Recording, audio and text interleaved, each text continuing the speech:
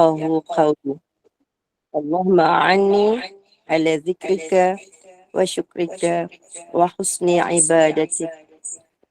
Assalamualaikum warahmatullahi wabarakatuh dan salam sejahtera, salam ukhuwah kepada yang berbahagia Al-Fadhil Ustaz dan semua jemaah sahabat jannah yang menghiasi taman syurga pada pagi ini. Selamat datang ke kuliah duha Gema Nur Iman melalui saluran Google Meet. Alhamdulillah, kita masih diberi nafas dan dipilih Allah untuk duduk dalam majlis ilmu pada pagi ini. Majlis kita ini akan dipimpin oleh yang berbahagia Al-Fadhil Ustaz Muhammad Nazri bin Mustaqim, Imam Masjid Negara, dengan bertajuk Tadabbur Surah Al-Baqarah. Majlis ini anjuran Gema Nur Iman di bawah pimpinan Yang Berusaha Pengurusi Puan Rosniati binti Mansur dan semua barisan AJK JNI. Bagi memulakan majlis dengan rendah hati, saya mohon jasa baik Ustaz memimpin umul kitab dan kita hadiahkan kepada Rasulullah sallallahu alaihi wasallam, keluarganya dan para sahabatnya, juga para anbiya, kedua ibu bapa kita, keluarga kita dan seterusnya semua muslimin dan muslimat di dunia dan di akhirat. Al-Fatihah. أعوذ بالله من الشيطان الرجيم بسم الله الرحمن الرحيم الحمد لله رب العالمين الرحمن الرحيم مالك يوم الدين إياك نعبد وإياك نستعين اهدنا الصراط المستقيم صراط الذين أنعمت عليهم غير المغضوب عليهم ولا الضالين آمين. Amin amin ya rabbal alamin. Untuk meneruskan majlis, saya dengan penuh takzim menjerahkan majlis ini kepada Al-Fadhil Ustaz. Dengan segala hormatnya, dipersilakan Ustaz. أعوذ بالله من الشيطان الرجيم بسم الله الرحمن الرحيم الحمد لله الذي هدانا لهذا وما كنا لنهتدي لولا أن هدانا الله أشهد أن لا إله إلا الله وحده لا شريك له ونشهد أن سيدنا ومولانا محمدا عبده ورسوله اللهم صل وسلم وبارك على محمد وعلى آل محمد كما صليت على إبراهيم وعلى آل إبراهيم في العالمين إنك حميد مجيد رب اشرح لي صدري ويسر لي أمري واحلل عقدة من لساني يفقه قولي سبحانك لا علم لنا إلا ما علمتنا إنك أنت العليم الحكيم رب يسر ولا تعسر ربي تمم بالخير يا أرحم الراحمين السلام عليكم ورحمة الله وبركاته wa idh najjaynakum min ali fir'aun, dan ingatlah ketika kami selamatkan kamu dari keluarga Fir'aun. Yasumunakum su'al azab, mereka telah sentiasa mengenakan kamu di dalam azab yang teruk. Yasumunakum su'al azab, kamu dijadikan hamba abdi. Hamba abdi. Malah mereka, kaum Fir'aun, buat dengan sangat teruk pelbagai bentuk penindasan dikenakan kepada Bani Israel. Sedangkan Bani Israel bukannya orang tempatan, orang luar. Dan keluarga Fir'aun menjadikan mereka sebagai satu bangsa yang hina. Kenapa semua ini berlaku? Kerana bangsa Mesir, mereka tak puas hati terhadap kedudukan dan kependudukan Bani Israel di Mesir. Bani Israel masuk Mesir sewaktu pemerintahan Nabi Yusuf.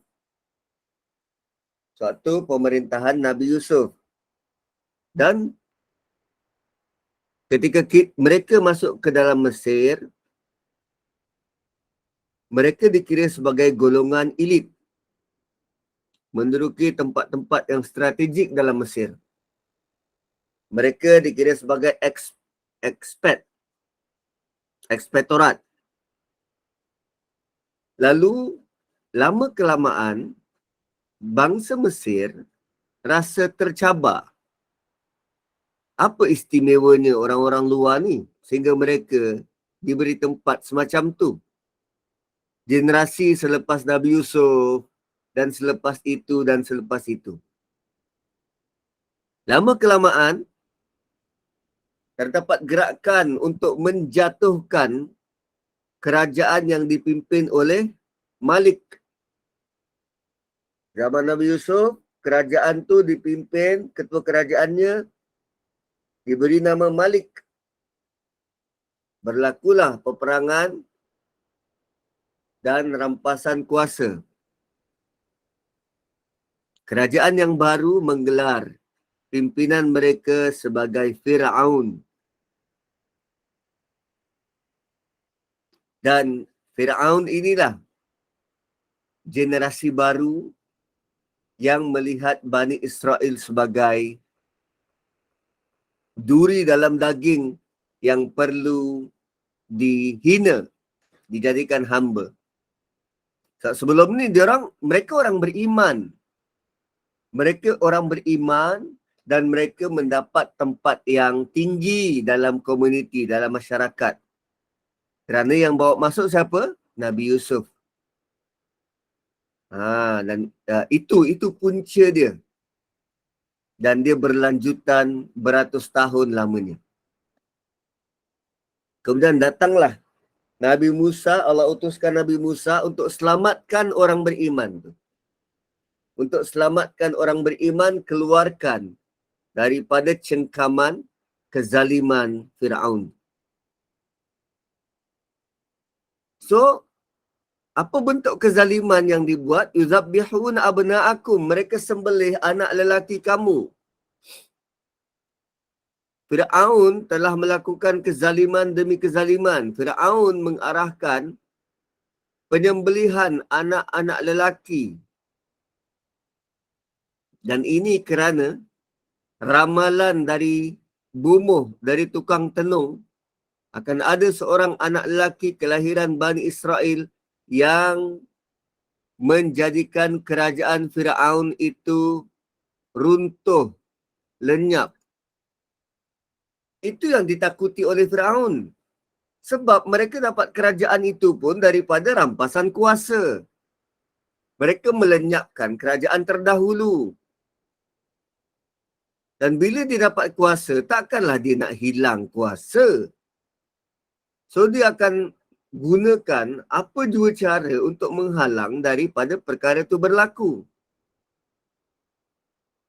Allah datangkan mimpi kepada Fir'aun berkali-kali. Ada seorang lelaki dari Bani Israel akan menjatuhkan kerajaan dia. Lalu bayangkan trauma yang dihadapi oleh Fir'aun. Tiap kali tidur bermimpi perkara yang sama. Kerajaan dia jatuh. Kerajaan dia jatuh. Tuan-puan pernah mimpi tak? Tuan-puan jatuh, dipecat ke, atau apa saja, suami kahwin dua ke? Pernah tak mimpi yang menakutkan macam tu? Saya pernah mimpi sembelih anak sendiri. Pernah. Sampai sekarang saya tertanya-tanya, apa maksud mimpi tu? Dia bukan sembelih lah, saya potong dada dia. Mimpi tu sangat vivid. Apa vivid? Jelas. Nampak saya pegang pisau, nampak saya tengah potong dada. Tulang rusuk tu kan, kalau kita potong lembu tu kan, nampak macam tu. Saya pernah mimpi macam tu. So, tak tahu apa maksud mimpi tu. Mengerikan.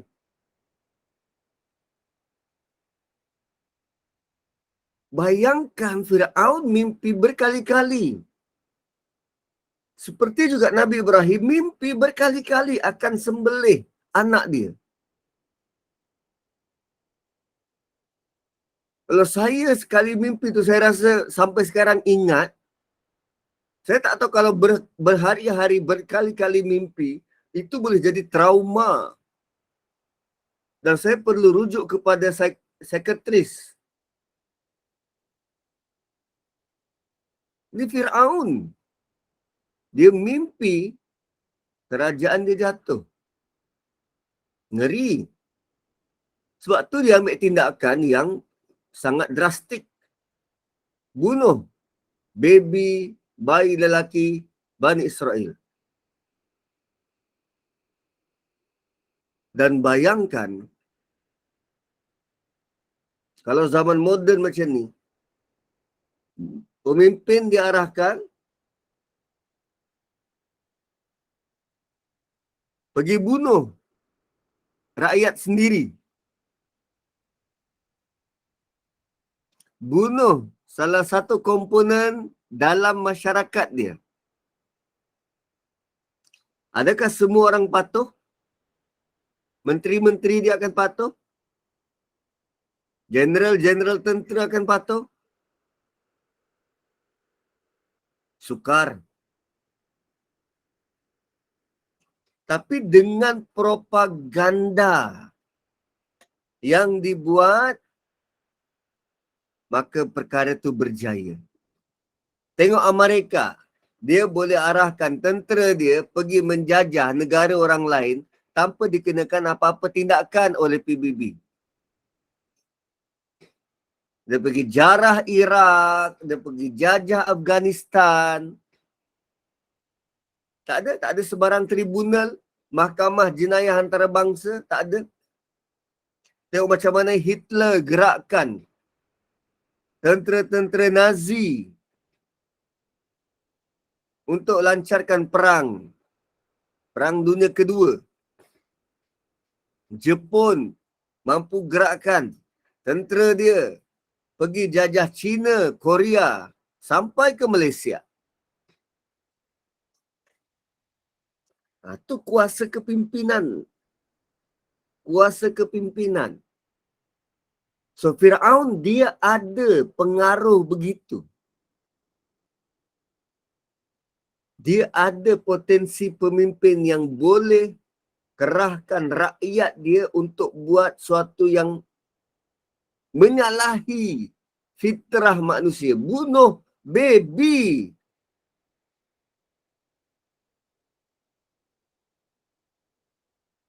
Bunuh baby. Bukan pergi berperang dengan orang dewasa. Ini bunuh baby. Pernahkah ditayangkan dekat mana-mana siaran? Dekat Malaysia? Ataupun mana-mana director yang sanggup nak buat scene sembelih bayi lelaki. Dan Allah sebut perkataan tu, perkataan yang sangat eksplisit, sangat jelas. Yuzabbihuna abna'akum. Sembelih anak lelaki. Dan kita baca dah 1400 tahun dah ayat tu di situ. Sembelih anak lelaki. Sembelih kot. Allah tidak sebut dalam bentuk metafora. Dalam bentuk kiasan. Allah sebut direct. Pisau bertemu dengan leher. Mereka sembelih anak-anak kamu. Malah waktu disembelih, mak bapak budak ni tak boleh nak melawan. Tak boleh nak melawan. Itu bentuk kehinaan. Mak bapak budak ni dah hilang jati diri. Hilang keberanian. Ditekan. Dihenyak, dihina. Sampai ke tahap bila tentera datang, sembelih anak depan mata, depan keluarga, dia tak melawan. Itu bentuk kehinaan. Yuzabbihuna abna'akum.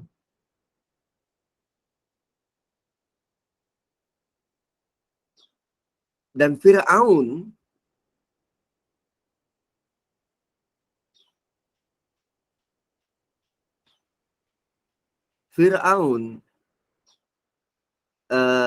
perkataan yang Allah guna dalam ayat ni, perkataan yang Allah guna dalam ayat ni dalam bentuk present tense. present tense. Yuzabbihun, present tense. Sebelum tu, najjaina, kami sedang, najjaina, kami selamatkan kamu. Yasumunakum, yang sentiasa menyeksamu. Yuzabbihuna, yang sedang menyembelih. Yastahyuna, menghidupkan ataupun selamatkan, membiarkan. Semua Allah guna present tense. Why? Why? Dari sudut bahasanya, Allah memaksudkan bahawa perkara ini boleh terjadi pada zaman kita. Kejadian begini bukan hanya dulu zaman Firaun. Kejadian semacam ini juga boleh berlaku sekarang. Ada pemimpin-pemimpin, askar-askar yang jiwa dia, sifat dia, perangai dia macam Firaun. Tengok saja apa yang dibuat pada anak-anak Palestin. Berpuluh tahun, beratus tahun Palestin tu ditindas. Budak-budak dibunuh, ditembak. Sebab tu Allah guna present tense. Sifat kefiraunan. Dan ironinya, siapa yang mewarisi sifat seperti Firaun tu? Siapa? Dia perlakukan pada siapa? Satu bangsa yang dulu diiktiraf beriman, sekarang ni sedang memperlakukan perkara yang sama, perangai macam Firaun diperlakukan kepada orang beriman yang lain. Yahudi kan beriman dulu. Sekarang dia berlagak macam Firaun. Dia perlakukan benda yang sama seperti mana Firaun pernah buat mereka kepada Palestin. Kepada orang beriman di Palestin.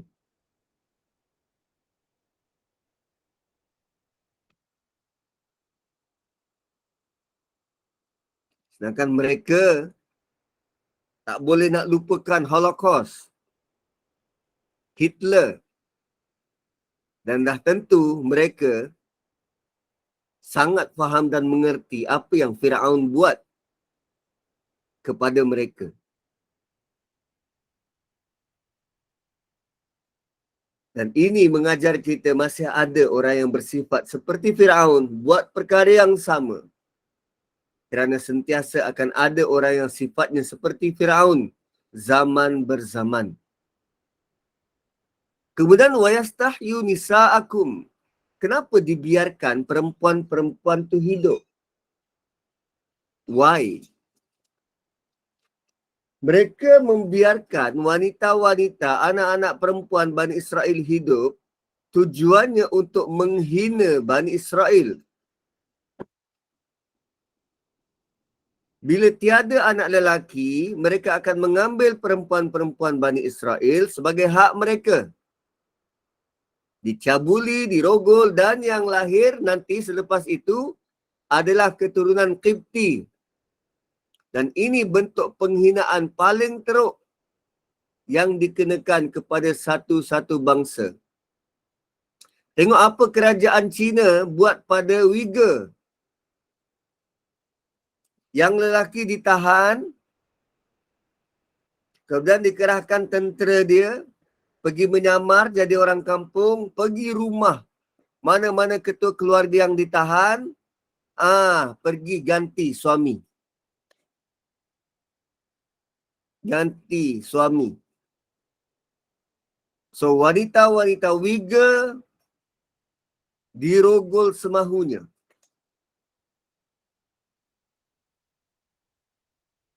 Bertukar. Yang dahulunya ada masjid yang kumandangkan azan, sekarang ni sudah bertukar tempat jadi marketplaces, jadi pasar.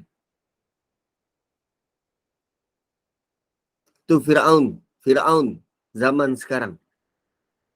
Yastahyuna nisa'akum.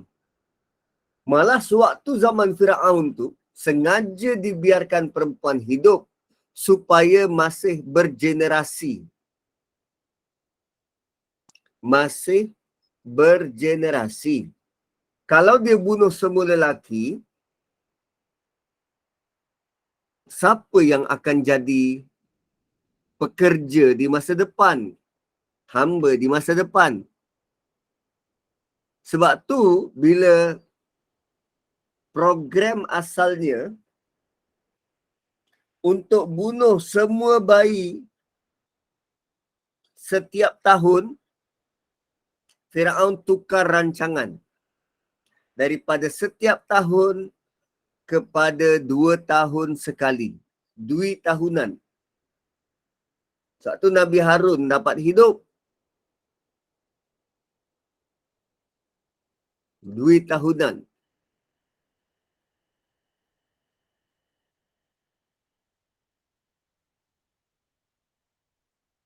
Dan zaman sekarang masih banyak negara-negara yang nak menghina satu bangsa lain. Dulu di Bosnia, dia dipanggil sebagai ethnic cleansing.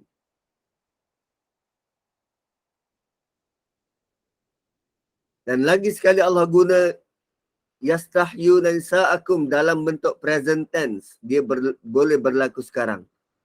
Keturunan Firaun ini adalah keturunan Qibti. So kalau nak tengok, sekarang ni dikenali sebagai Coptic. Coptic. Dan banyak Coptic ni Kristian. Coptic ni banyak yang masuk agama Kristian. Wa fi zalikum, dan pada demikian untuk kamu, Allah bagi tahu pada Bani Israel di zaman Nabi sallallahu alaihi wasallam dalam apa yang terjadi kepada kaum itu. Wa fi zalikum bala'um mir rabbikum azim. Itu semua adalah ujian besar dari Tuhanmu yang agung.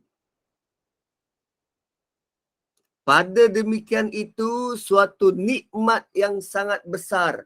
Apa yang berlaku tu ujian yang sangat besar dan merupakan satu nikmat yang sangat besar, iaitu Allah selamatkan anak lelaki dari dibunuh dan perempuan dari menjadi hamba seks, dan ini adalah terjemahan pertama bagi lafaz wa fi zalikum.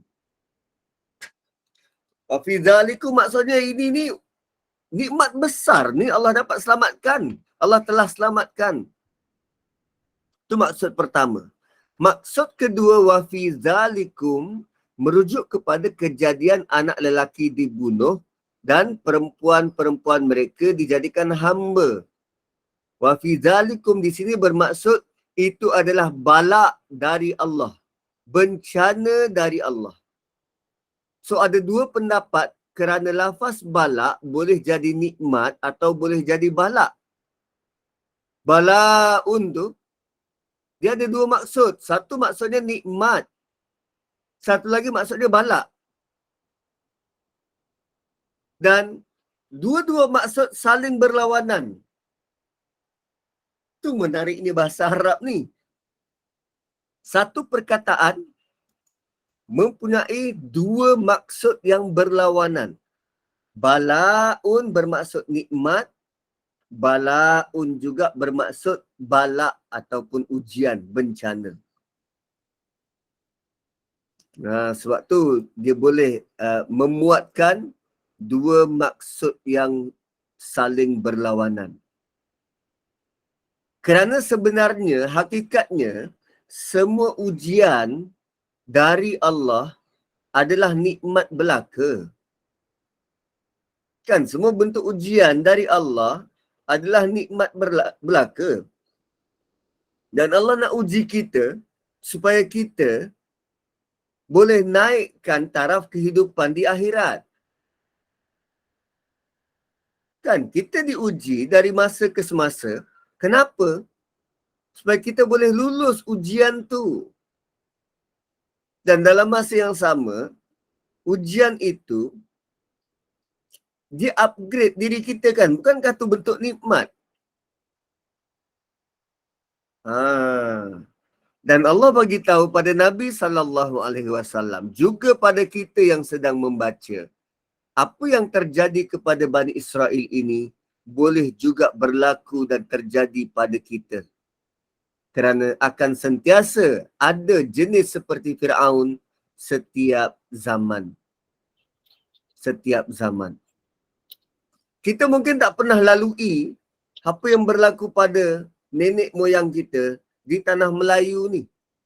Suatu penjajahan-penjajahan datang bersilih ganti. Lepas British, Jepun. Lepas Jepun, British. Lepas British, British lagi. Lepas tu British lagi. Spanyol pergi ke Filipina. Sampai hilang jati diri Muslim kat situ. Pergi ke Indonesia. Belanda pergi ke Indonesia. 500 tahun lamanya. Tadi benak dah. Sampai hilang jati diri. So bayangkan apa yang berlaku sepanjang tempoh penjajahan itu. So Firaun demi Firaun datang dengan sifat dan sikapnya yang sama pada zaman yang berbeza. So itu bentuk nikmat yang perlu dilihat. Bentuk nikmat yang perlu dilihat. Tuan-puan, kita pula perlu sedar.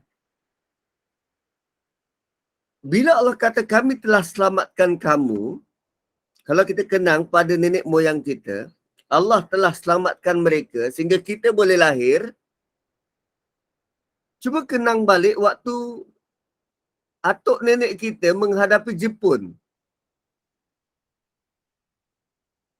Kan itu zaman-zaman darurat. Komunis, zaman darurat. Asal malam curfew, asal malam je curfew. Tak boleh nak keluar rumah. Dan apa yang mereka buat pada malam hari? Kita yakin dan percaya nenek moyang kita Islam. Maka apa yang dibuat pada malam hari itu penting dan krusial. Antara lain ialah mereka bermunajat setiap malam, sepanjang malam. Mohon keselamatan. Agar selesa beribadah. Adakah mereka hanya mendoakan diri mereka sahaja? Mohon keselamatan, selesa beribadah, dapat beribadah dengan tenang untuk diri mereka saja ke? Tak.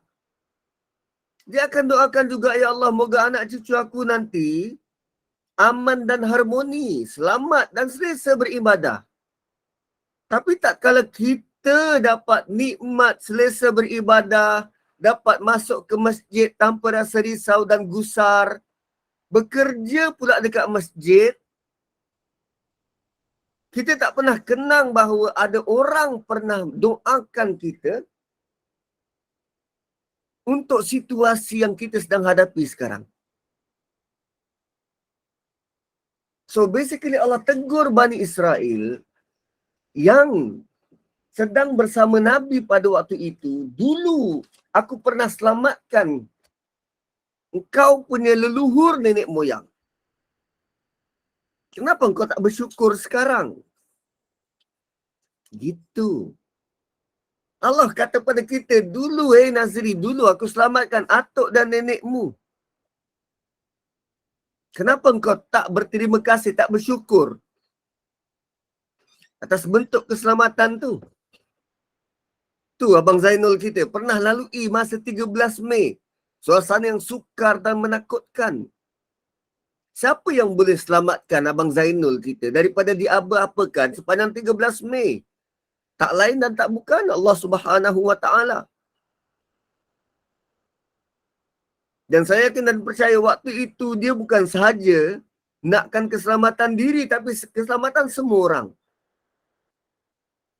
So bila Allah cerita tentang orang dulu diselamatkan, keselamatan mereka sebenarnya sangat berkait rapat dengan kita. Kerana kalau mereka tak ada, mereka mati, mak bapak kita mati dulu, atuk nenek kita mati, kita tak akan wujud. Kita tak akan wujud.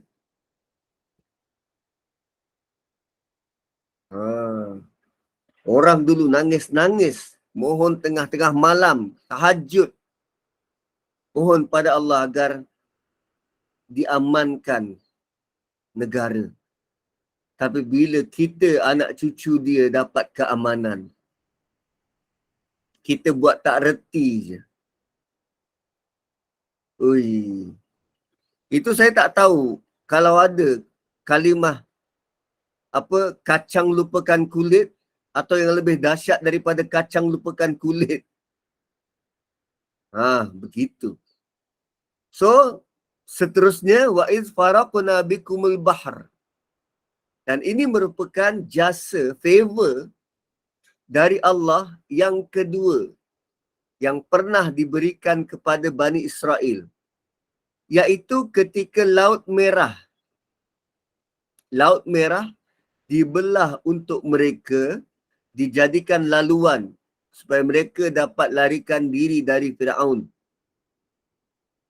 Dan Allah ingatkan Bani Israel tentang peristiwa ini. Waktu itu mereka sendiri lihat Firaun tenggelam. Mereka nampak sendiri macam mana air yang dibelah itu dicantumkan semula. Dan semua pengikut Firaun dan pengikut dia sendiri mati semuanya. Dan mereka nampak dengan mata kepala sendiri. Satu soalan. Nikmat ini diberi kepada Bani Israel dulu zaman Nabi Musa. So jarak antara Nabi Musa dan Rasulullah sallallahu alaihi wasallam ada lebih kurang 3,000 tahun. Jaraknya tu ada lebih kurang 3,000 tahun. Dan cara Quran sebut ni terus tuju kepada Bani Israel waktu tu. Apa kaitan dengan Bani Israel zaman Nabi? Apa kaitan Bani Israel zaman Nabi? Okey. Dia berkaitan sangat besar. Pertama, Yahudi ni tuan-tuan, Yahudi ni, dia satu bangsa yang sangat faham tentang sejarah diri dia. Dia sangat tahu selok-belok sejarah keturunan diri. Sebab tu mereka jadi begitu. Kerana mereka rasa kepentingan sejarah, maka mereka tahu untuk melemahkan satu-satu negara bangsa, jadikan mereka lupa terhadap sejarah. Tengok bangsa Melayu. Apa sejarah tentang bangsa kita yang kita ingat?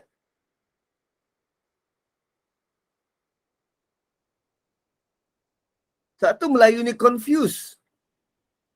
Nak ajar anak bangsa sendiri pun tak tahu nak guna bahasa apa. Terpaksa agungkan pula bahasa Inggeris masuk dalam silibus pelajaran.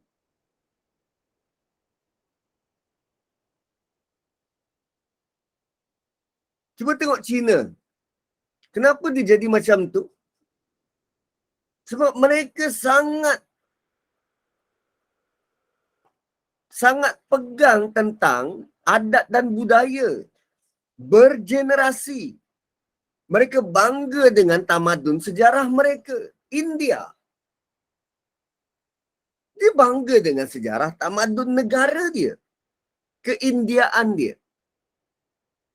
So Bani Israel ni, kalau kita sebut pasal atuk nenek dia, dia rasa macam dia yang kena sebut. Allah sangat faham tentang perkara itu. Bani Israel bila disebut tentang atuk nenek dia, orang sekarang ni akan rasa macam dia yang kena sebut. Macam tu punya rapat akrab mereka ni terhadap sejarah atuk nenek dia.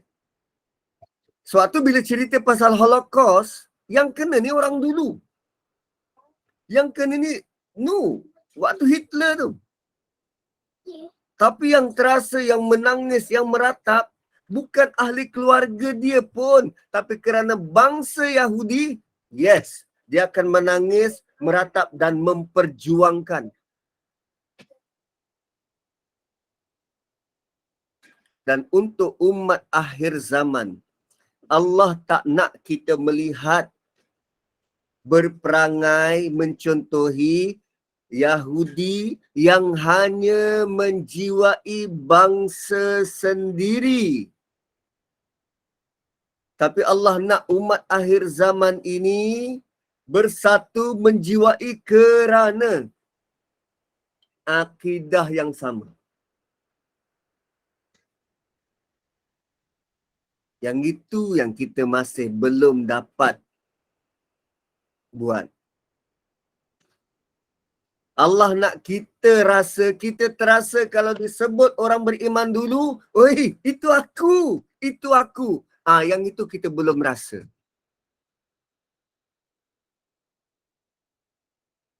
Tapi rupanya telah ada satu bangsa, satu kaum yang kita boleh ambil sisi positif mereka. Mereka begitu menghargai bangsa.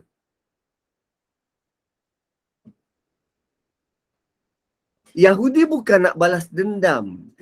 Yahudi ni dia rasa dia bagus.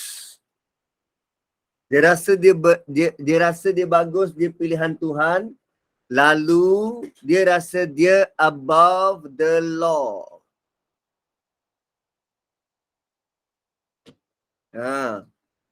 Kita pula macam tu kan. Itu zaman Nabi, bukan zaman kita. Kita lain.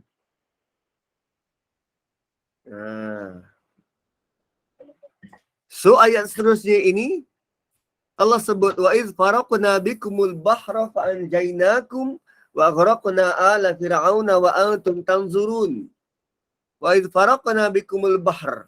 Dan ingatlah ketika kami faraqna, kami belah lautan tu. Kami belahkan laut untuk kamu. Faraqna bikumul bahra. Perkataan bikum dalam ayat ini menunjukkan laut itu dibelah khusus hanya untuk mereka sahaja. Laut dibelah hanya untuk mereka. Bayangkan sejak Nabi Adam sampailah akhir zaman, laut dibelah hanya untuk mereka. How special it is. Sejak Nabi Adam sampai akhir zaman, ada satu peristiwa dalam dunia ni, laut terbelah untuk mereka dan hanya untuk mereka. Tak pernah laut terbelah untuk sahabat, tak pernah. Laut terbelah untuk Nabi Idris ke? Tak pernah. Hanya untuk mereka. Itu eksklusif. Sangat special. Sangat eksklusif. Itu yang saya aksen tu. Kalau kita kata kita tinggi, kan? Islam ya'lu wa la yu'la alaih. Islam itu tinggi dan tiada yang lebih tinggi dari itu. Dia boleh tanya balik. Ada laut terbelah untuk bangsa korang?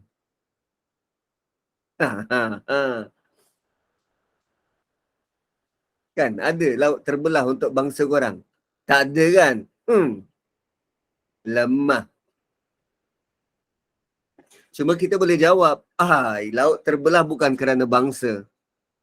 Laut terbelah kerana waktu tu kamu beriman. Dan sekarang saya beriman.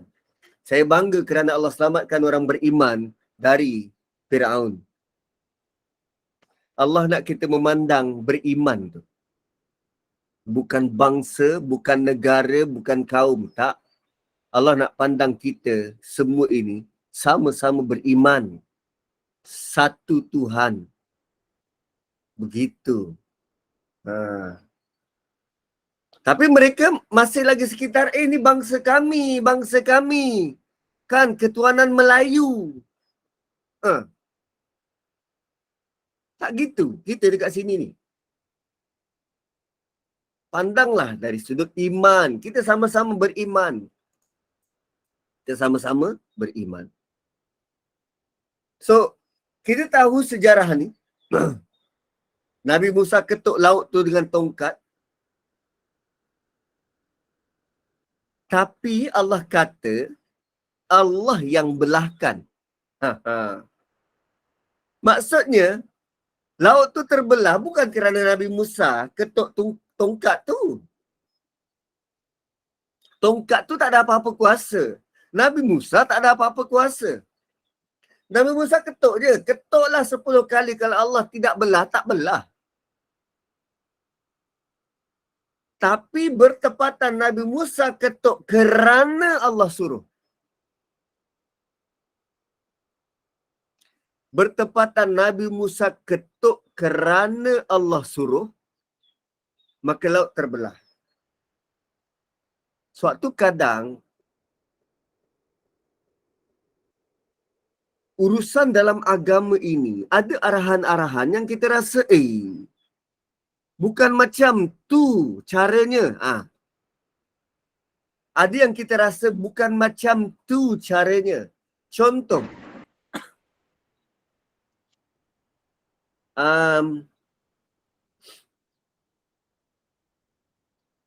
nak mengurangkan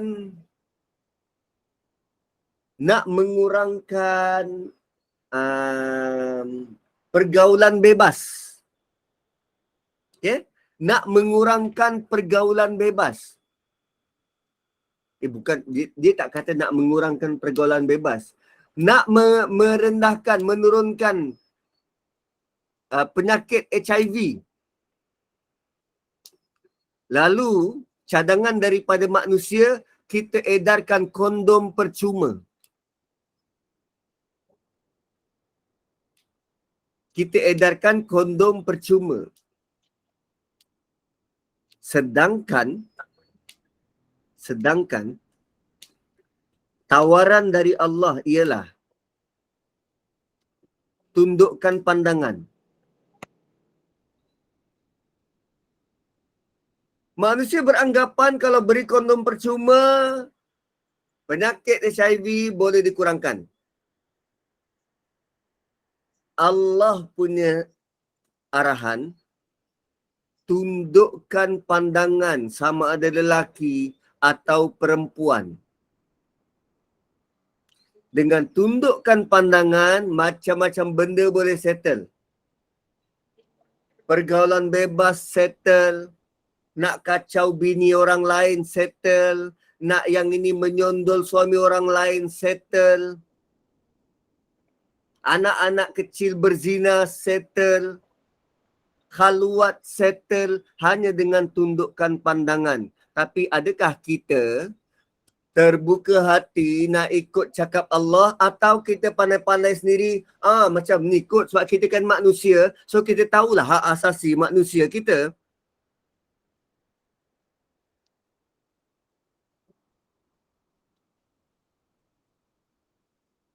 Allah kata tundukkan pandangan. Jangan tengok. Tundukkan pandangan.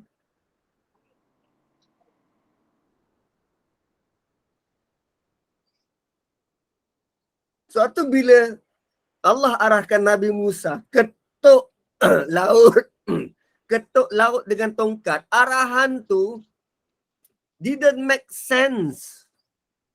Arahan tu didn't make sense. Tak masuk akal. Okey, Abang Zaini kata, tapi kita masih lagi tak tutup aurat dengan sempurna. Kalau kita tundukkan pandangan, sama ada orang tu tutup aurat, tak tutup aurat, kita takkan ambil tahu. Saat kita tundukkan pandangan, biarlah dia tak tutup aurat, itu dia jawab dengan Tuhan. Yang penting kita selamatkan diri, tundukkan pandangan. Kan? Kalau kita tundukkan pandangan, tak kira dia pakai baju ke tak pakai baju ke, didn't matter. Saat kita kekal tundukkan pandangan. Kalau dia kata jalan tunduk terlanggar tiang kat depan, cuba buktikan dengan angka, dengan fakta. Jalan tunduk terlanggar tiang tu ada kira-kira ke? Ada fakta ke? Ada kajian pernah dibuat ke? Sebab orang buta pun jarang terlanggar tiang. Atau sebenarnya dia sedang menghina orang buta. Oh, itu sangat komen-komen yang sangat seksis.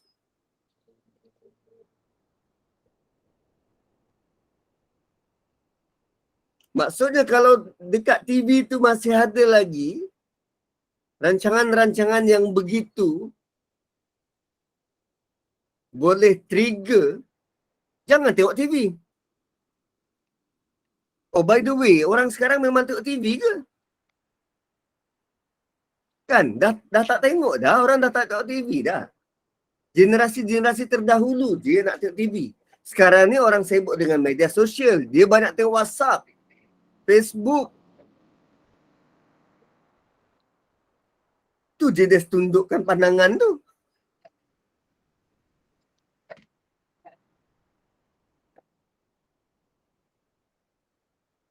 Saya ada pernah jumpa satu keluarga yang dia ajar anak-anak dia untuk tundukkan pandangan. So, kalaupun dia tengok TV, remote control akan berada sama ada di tangan ayah atau mak. Kalau dia tengok video, remote control akan berada di tangan ayah atau mak. Bila trigger je scene-scene yang tak patut, dia akan fast forward. Dia cepatkan. Dan arahan terus diberi pada anak-anak. Okey anak-anak, tutup mata, tutup mata, tutup mata.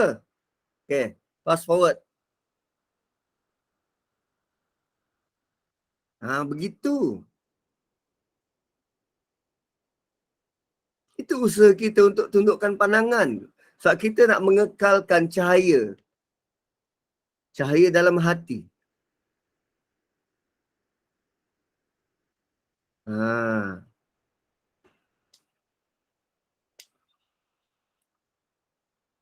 Kenapa sampai ke tunduk pandangan tu? Bingung.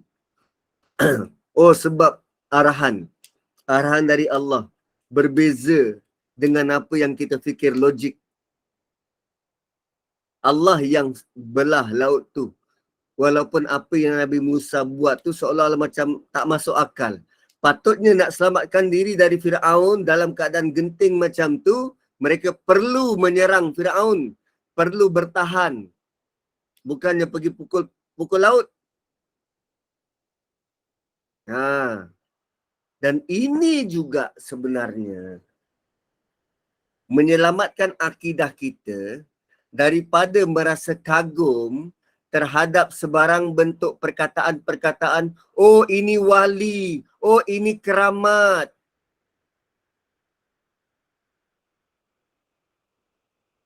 Tak payah kagum sebab semua tu kuasa Allah, bukan kuasa dia.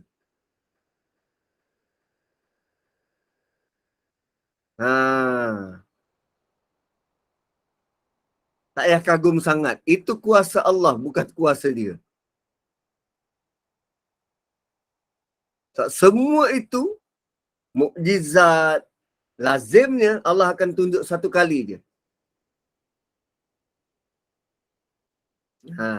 Tak pernah kita dengar cerita tak kala Nabi Musa nak seberang laut lagi, dia boleh belah laut atau sungai. Tak. Karamah pun akan terjadi, bantuan hanya sekali waktu keadaan-keadaan genting dan getir. Kalau berulang kali, oh itu bukan karamah. Itu sihir. Sihir je yang boleh terjadi dengan kehendak orang tu berkali-kali. Dan perbuatan sihir ialah perbuatan kufur pada Allah. So fa'anjainakum. Kali kedua Allah sebut kami selamatkan kamu. Fa'anjainakum. Kami selamatkan kamu. Kalau laut terbelah untuk kamu dan maka kami selamatkan kamu. Wa aghraqna ala Fir'aun, dan kami tenggelamkan keluarga Fir'aun. Fir'aun tenggelam, keluarga dia dan Fir'aun sekali. Bukan hanya keluarga dia, bersama dengan tentera dan pengikut dia. Di tempat lain Allah bukan hanya sebut wa aghraqna ala Fir'aun. Allah picture, gambarkan bagaimana Fir'aun baru nak beriman. Dia dah pun mengucapkan keimanan dia, tapi tidak diterima syahadah sewaktu nyawa berada di tenggorokan. Itu sudah terlambat.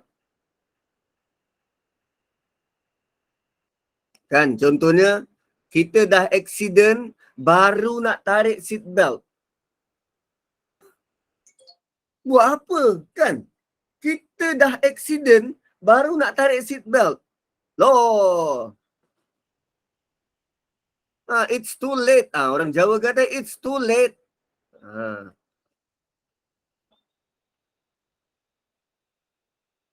Dah terlalu terlambat. Too late. So, maka taubatnya itu tidak diterima. Tidak diterima. Dan Allah kata, wa antum tanzurun. Sedangkan kamu melihat. Tanzurun, kalau tanya Yahudi sekarang, mereka sangat tahu cerita ini seolah-olah mereka dapat gambarkan depan mata apa yang berlaku. Wa antum tanzurun. Bani Israel pada waktu itu memang nampak dengan mata kepala sendiri. Bani Israel sekarang nampak dan boleh gambarkan melalui catatan-catatan yang dibuat oleh ulama-ulama terdahulu. Ulama-ulama mereka yang terdahulu. Mereka sendiri nampak macam mana laut yang terbelah tu diberikan laluan kering kat tengah-tengah. Kering tau laluan tu. Kering, tak ada tanda air pun, dan mereka kemudian nampak laut itu menghempap semula Firaun dan pengikutnya.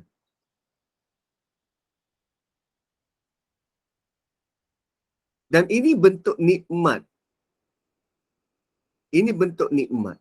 Sebab kaum lain, kita ambil contoh kaum Nuh. Nampak ke azab dikenakan terhadap musuh mereka? Tak nampak sebab waktu tu kelang kabut. Air laut semua jadi banjir. Dia tak nampak orang tenggelam kena banjir ni. Mereka selamatkan diri dalam kapal. Sama macam kaum Lut. Anak-anak perempuan Nabi Lut. Nampak ke kaum dia tu yang kat belakang waktu dia berjalan keluar tu? Kan malaikat kata jangan toleh ke belakang. Jangan toleh ke belakang. Terus dia berjalan. Diorang hanya dengar suara. Suara yang menggerunkan. Batu-batu menghempap kepala. Tanah diterbalikkan. Petir dan guruh. Mereka hanya dengar itu. Tapi tak nampak kaum tu dimusnahkan. Dan ini kali mereka nampak sendiri orang yang menindas mereka sekian lama tenggelam depan mata.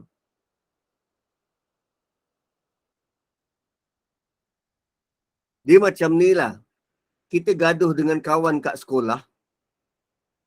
Lepas tu kita mengadu pada ayah kita kat rumah. Kita mengadu pada cikgu dekat sekolah.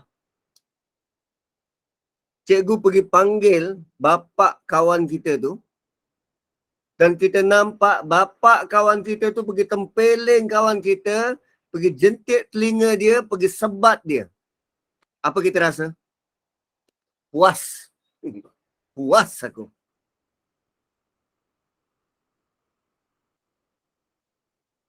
Allah layan mereka level VIP.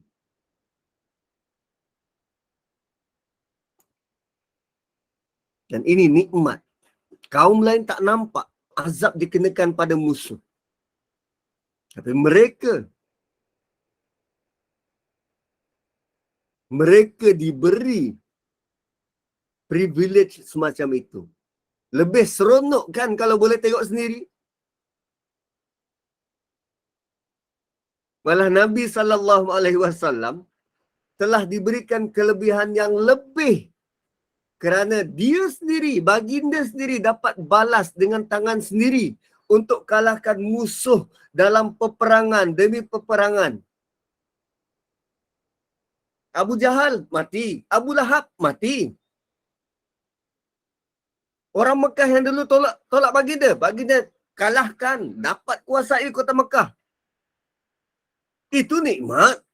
Itu nikmat. Dapat balas ni nikmat. Kan kita tak buat apa-apa, adik kita yang buat salah, lepas tu adik kita tunjuk pada kita, tu, abang yang buat. Kita kena sebat.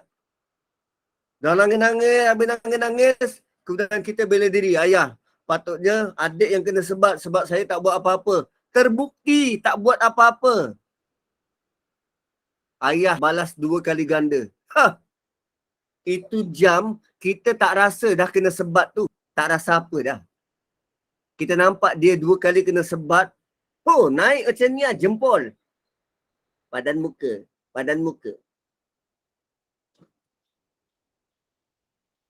Gitu.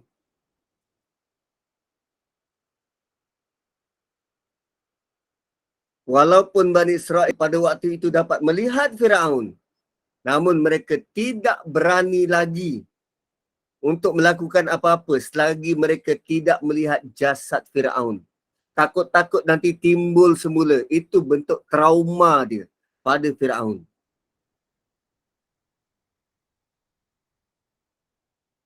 Maka selepas itu mereka cari jasad Firaun sampai jumpa.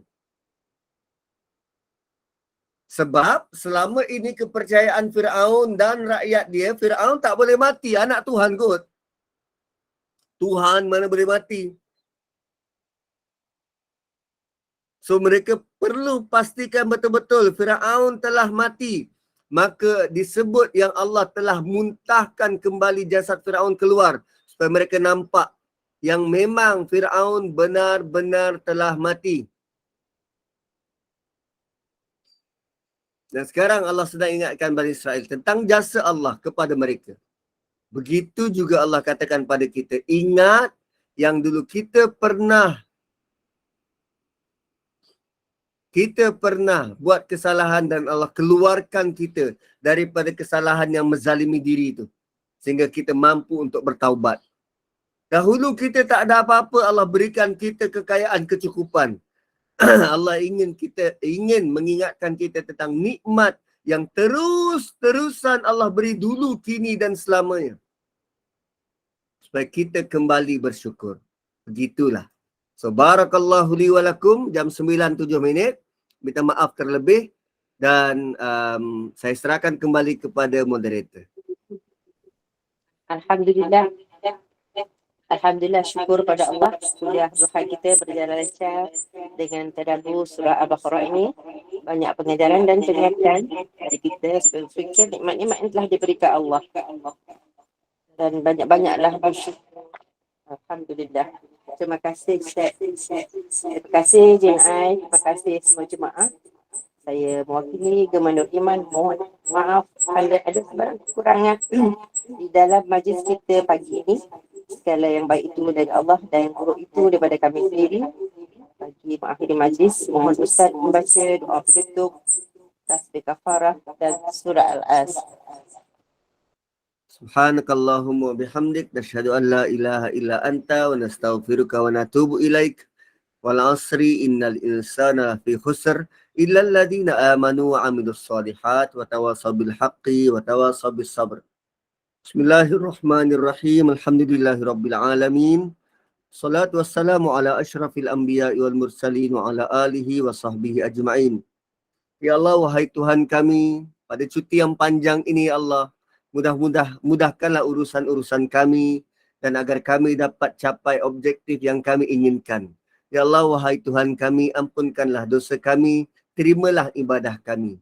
Ya Allah, wahai Tuhan kami, layan ibu bapa kami seperti mana mereka menjaga dan pelihara kami sewaktu kami masih kecil.